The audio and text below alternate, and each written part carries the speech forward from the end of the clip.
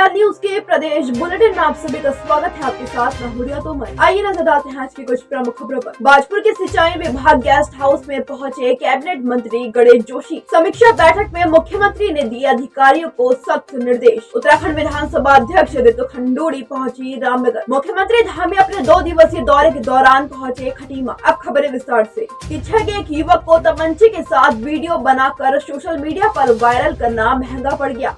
आपको बता दें कि पुलिस क्षेत्राधिकारी ओम प्रकाश शर्मा के दिशा निर्देशन में थाना पुलिस द्वारा अवैध रूप से शस्त्रों की तस्करी एवं नशा तस्करी पर रोक लगाने के लिए अभियान चलाया जा रहा है, जिसके चलते पुलभट्टा थाना पुलिस की टीम ने वीडियो वायरल करने वाले युवक को अवैध तमंचे व कारतूस के साथ गिरफ्तार किया गया है। संवाददाता राजू सहगल की रिपोर्ट। भाजपुर के सिंचाई विभाग गेस्ट हाउस में कैबिनेट मंत्री व उधम सिंह नगर के प्रभारी मंत्री गणेश जोशी पहुंचे, जहां पार्टी कार्यकर्ताओं ने उनका जोरदार स्वागत किया। इस दौरान कैबिनेट मंत्री गणेश जोशी ने मीडिया से वार्ता करते हुए कहा कि केंद्र सरकार ने आम जनता को ध्यान में रखते हुए अपना बजट पास किया है, जिससे देश की जनता को काफी लाभ मिलेगा। संवाददाता शुभम गंभीर की रिपोर्ट।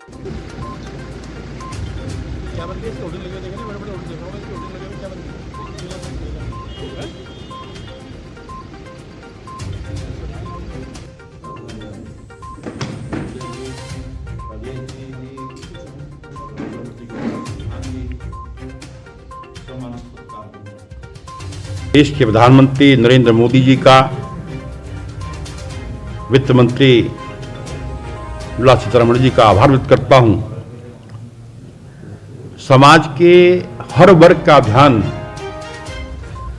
इस बजट में रखा गया है। जहां किसान की चिंता की गई है, जो हमारा मध्यम वर्गीय हमारे जो लोग हैं उसकी चिंता इस बजट में हुई है।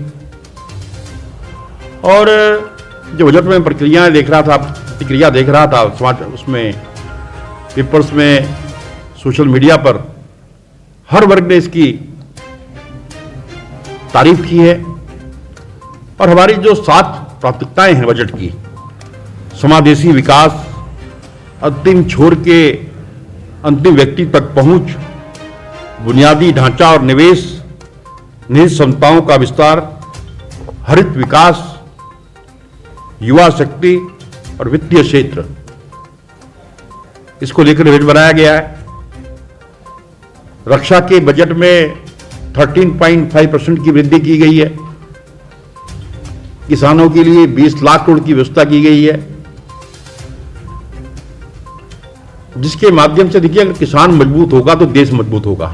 मुख्यमंत्री पुष्कर सिंह धामी ने सर्किट हाउस काठगोदाम में अधिकारियों के साथ विकास कार्यों को लेकर समीक्षा बैठक की। इस दौरान उन्होंने अधिकारियों की कार्यशैली पर नाराजगी भी जाहिर की। अधिकारियों को कड़े लफ्जों में अपना स्पष्ट संदेश देते हुए कहा कि भ्रष्टाचार किसी भी कीमत पर बर्दाश्त नहीं किया जाएगा। विकास कार्यों को देखते हुए जनप्रतिनिधियों की सुनवाई होनी चाहिए। संवाददाता दीपक अधिकारी की रिपोर्ट।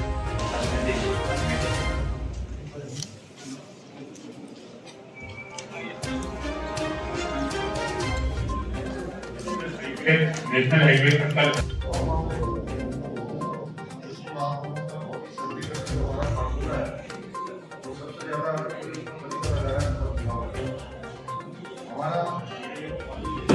देखिए, मैं समय समय पर सभी विभाग के लोगों से मैंने कहा है कि कोई भी विभाग अपने काम को दूसरे के ऊपर न टाले।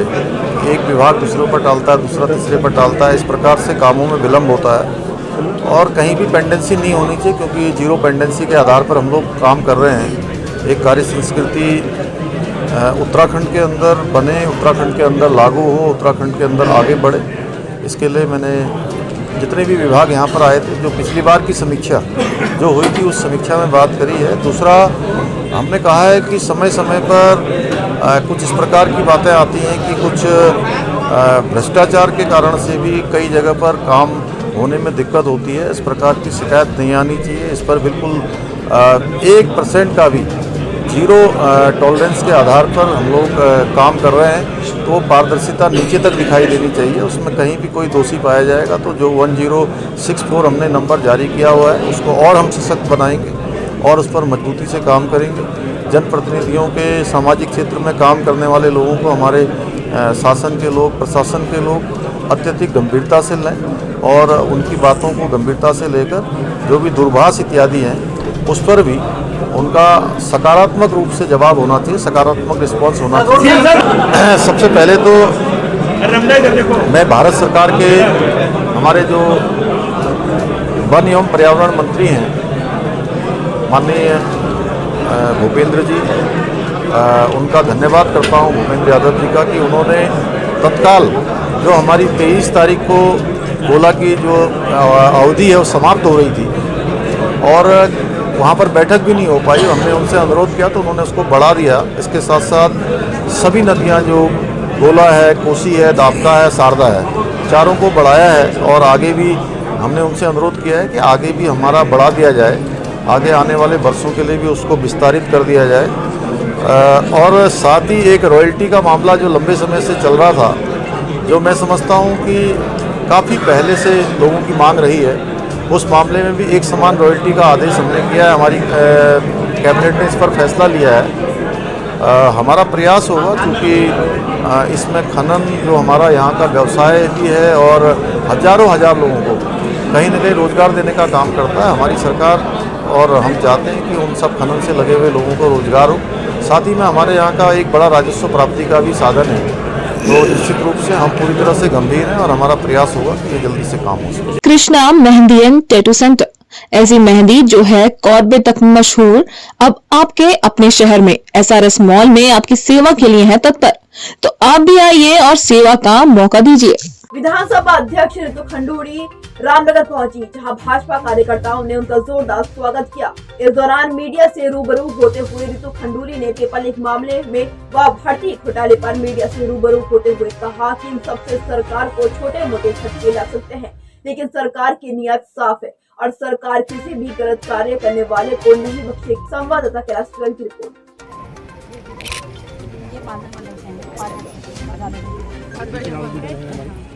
पहले ऊपर इसको पहले वो करा दीजिए ना।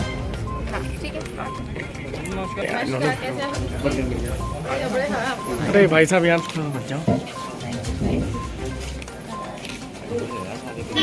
वही तो कह रहा हूँ।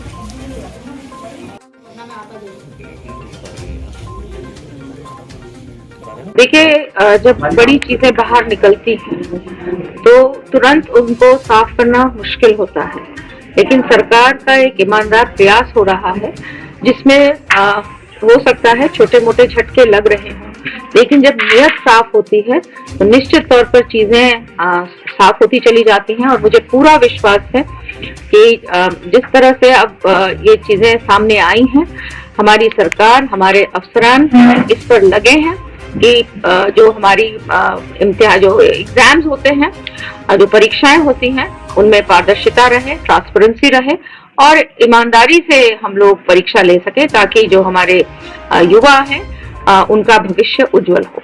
देखिए, मेरे पास कंडी मार्ग से पहले मेरा अपना एक छोटा मार्ग है, करीबन 12 किलोमीटर का, लालधाम चिल्लर खाल। पहले मैं उसमें भी बहुत सारी इश्यूज हैं, उसको मैं प्रयास कर रही हूँ कि जल्द से जल्द उस पर मैं काम कर सकूं। जहां तक कंडी मार्ग का है, ये भी मेरे ध्यान में है और मैं बहुत जल्द इस पर भी कार्रवाई करेंगे। और जो सिस्टम होता है, जो तरीका होता है, उससे अगर हम भारत सरकार के पास जाएंगे तो मुझे पूरा विश्वास है कि ये मार्ग आज नहीं तो कुछ समय बाद अवश्य बनेगा। देखिए, एक तो सब जुडिस मामला है, इसलिए मैं ज्यादा कुछ उसमें कहना नहीं चाहूंगी। कोटिया रिपोर्ट हमने हमने वेबसाइट पर डाल दी है, उसको आप पढ़िए और कोटिया रिपोर्ट क्या कहता है उसको आप पढ़ के समझिए कि मुझे उस पर क्या करना चाहिए या नहीं करना चाहिए। इसके अलावा मैं इस बारे में कुछ और नहीं कहना चाहूंगी। मुख्यमंत्री पुष्कर सिंह धामी आज अपने 2 दिवसीय दौरे के दौरान खटीमा पहुंचे। वहीं सीएम धामी के बीजेपी जिला कार्य समिति में पहुंचने से पहले रास्ते में ही शहर के मुख्य चौक पर थारू जनजाति की दर्जनों महिलाओं ने मुख्यमंत्री का राज्य सरकार द्वारा महिला आरक्षण बिल पास करने पर फूल मालाएं पहनाकर स्वागत किया, जिसके बाद मुख्यमंत्री ने दीप प्रज्वलित कर जिला कार्य समिति का शुभारंभ किया। संवाददाता गुरदीप सिंह की रिपोर्ट।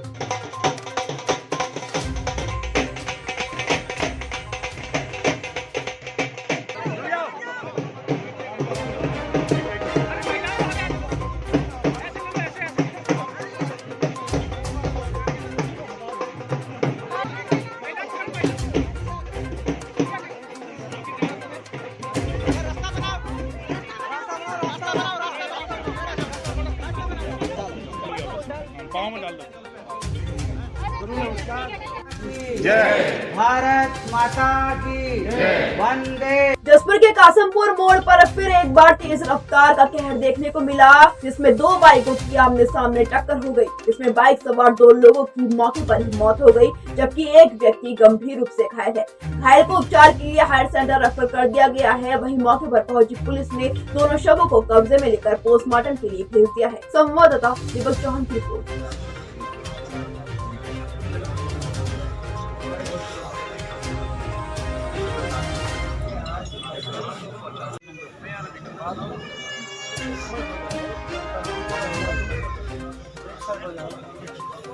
सूखमी चौकी के एरिया में एक ये एक्सीडेंट हुआ है। इसमें 2 मोटरसाइकिल हैं जो आमने सामने से टकराई हैं और काफ़ी रफ्तार में भी रही हैं।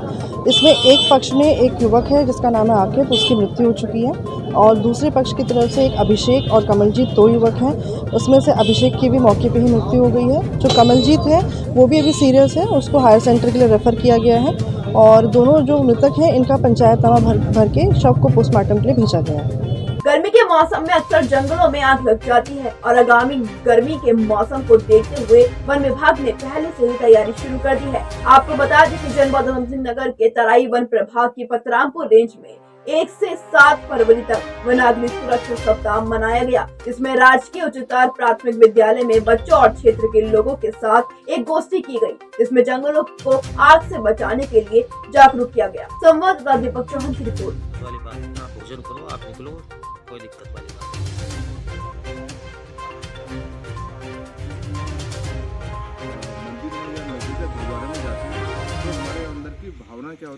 नहीं। जैसे आप लोगों को पता ही है कि आगामी आने वाले समय जो गर्मी का हो रहा है, इस समय में ग्रीष्मकाल में वनों में आग लगने की संभावना रहती है।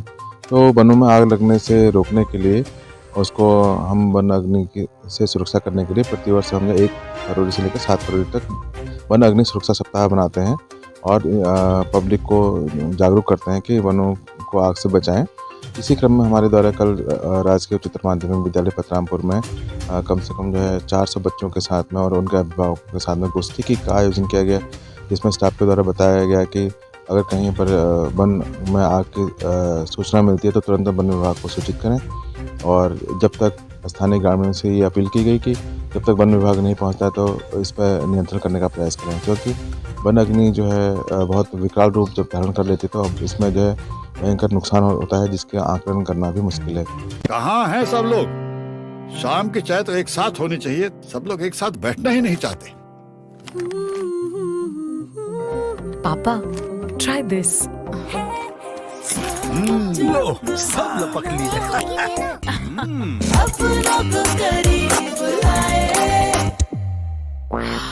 ये क्या हाल कर दिया है रूम का? बस कल से चाय मेरे रूम में। देवरपन नमकीन भारतीय सेना के इंजीनियरों ने स्लिंग का इस्तेमाल कर गंभीर रूप से घायल हाथी मोती को करीब 17 दिनों के बाद सुरक्षित खड़ा कर दिया है। आपको बता दें कि हाथी के पैरों में फ्रैक्चर हो गया था, जिसके लिए रुड़की से सेना के करीब 35 जवान लेफ्टिनेंट कर्नल प्रतीक गुप्ता के नेतृत्व में रामनगर पहुंचे, जहां उनके द्वारा हाथी के खड़े होने के लिए एक स्ट्रक्चर बनाया गया, जिसकी मदद से मोती हाथी खड़ा हो गया है। वहीं अब एनजीओ की मेडिकल टीम ने हाथी का उपचार शुरू कर दिया है। संवाददाता कैलाश की रिपोर्ट।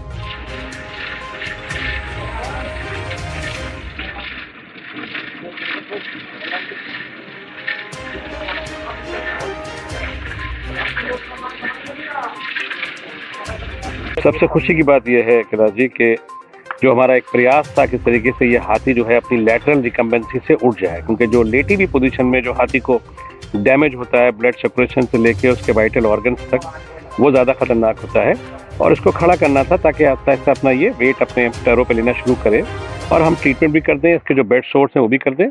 तो कल आप शाम को हमको इसकी कामयाबी मिल गई थी और मैं सैल्यूट करता हूँ इंडियन आर्मी को, स्पेशली बंगाल शेपर्ड्स को, जो उनकी पूरी टीम यहाँ पर आई थी, और वाइल्ड लाइफ SOS के जो डॉक्टर्स 24 घंटे पिछले 15 दिन से इसका इलाज कर रहे हैं। तो जो हमारा प्रयास था वो प्रयास आज सफल हो गया। कल रात उसको खड़ा कर दिया। हालांकि कंडीशन इसकी अभी क्रिटिकल है, ऐसा नहीं है कि हाथी ठीक हो गया, लेकिन इसकी लाइफ थोड़ी सी बढ़ गई और हमको थोड़ा सा जो इसके इलाज करने में थोड़ा सा आसानी और हो गई है कि अब ये जो है रिकवर करेगा। हम कोशिश कर रहे हैं कि 15-20 दिन तक ये काबिल हो जाए कि अपने चारों पैरों पे वजन दे दे। पिछले पैरों पे इसने वजन पूरा दे दिया है, अगले पैरों पे ज़रा सा वजन देने में ये थोड़ा डर रहा है, तो पुली के साथ हैंग करके रखा है। जब इसका दिल चाहेगा, जब ये थक जाएगा या हमसे इस तरह लगेगा इसको नीचे करना है या और ऊपर करना है या निकालना है, तो वो हम आसानी से कर सकते हैं इन चेन पुली के साथ। अब सब चीज़ हमारे कंट्रोल में है। हाथी आज हमने खड़ा कर दिया। आप सबका बहुत धन्यवाद, वाइल्ड लाइफ SOS आगरा का और बंगाल शेपर्ड का और आप सब लोगों के सहयोग से ये सब हो गया। और आपको पता ही है इस पूरे कैंप की हिस्ट्री क्या है।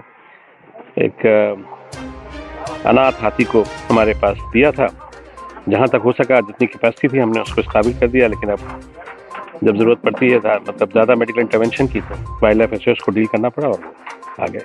देखिए इसकी स्थिति इस काबिल तो होगी नहीं कि ये कुछ और काम कर सके। हमारे पास वो फैसिलिटीज़ नहीं है। ये कैंप बहुत ही गरीब कैंप है। हम किसी से पैसे भी नहीं मांगते, ना कोई हमको देता है पैसे। तो हमें इसको इलाज के लिए और इसकी बेटर केयर के लिए हमें इसको वाइल्ड लाइफ SOS का जो उनका स्पेशलाइज अस्पताल है मथुरा और आगरा के बॉर्डर पे, वहाँ पे उसको भेजना है।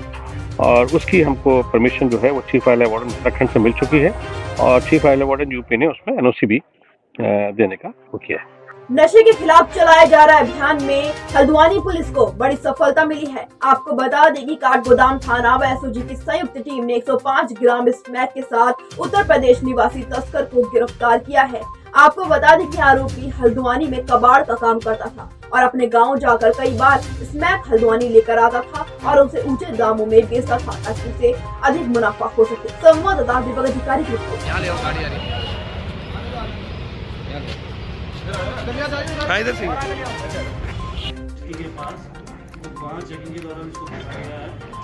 इसमें बदायूं का रहने वाला सगन है। ये पूर्व में भी पहाड़ों में लगातार जो है ड्रग की सप्लाई कर रहा था और पुलिस द्वारा जो प्रोफाइलिंग की गई है उसमें इसको रडार पे रखा गया था। SOG टीम और काठगोदाम पुलिस द्वारा जो कंबाइंड अभियान चलाया गया उसमें GST बिल्डिंग के पास से इसको गिरफ्तार किया गया। इसके पास 105 ग्राम स्मैक बरामद हुई है। पुलिस टीम द्वारा ड्रग्स पे जो लगातार काम किया जा रहा है उसमें एक बड़ी सफलता के रूप में इसको चिन्हित किया जा रहा है, क्योंकि इसको पुलिस लंबे समय से इसको ट्रैक कर रही थी।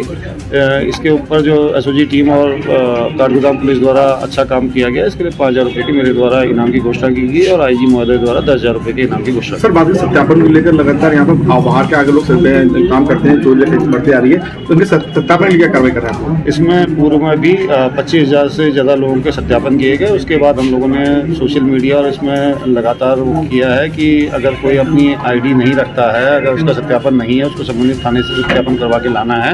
अगर उसका सत्यापन नहीं है तो उसके ऊपर 10,000 रुपये के चालान की पुलिस कार्रवाई करती है। इसको व्यापक रूप देने के लिए अगले कुछ समय बाद इसमें भारी फोर्स तैनात करके सत्यापन की कार्रवाई की जाएगी। आज के लिए इतना ही। उत्तराखंड से जुड़ी तमाम खबरों के लिए बने रहिए सुरागीला न्यूज के साथ। धन्यवाद।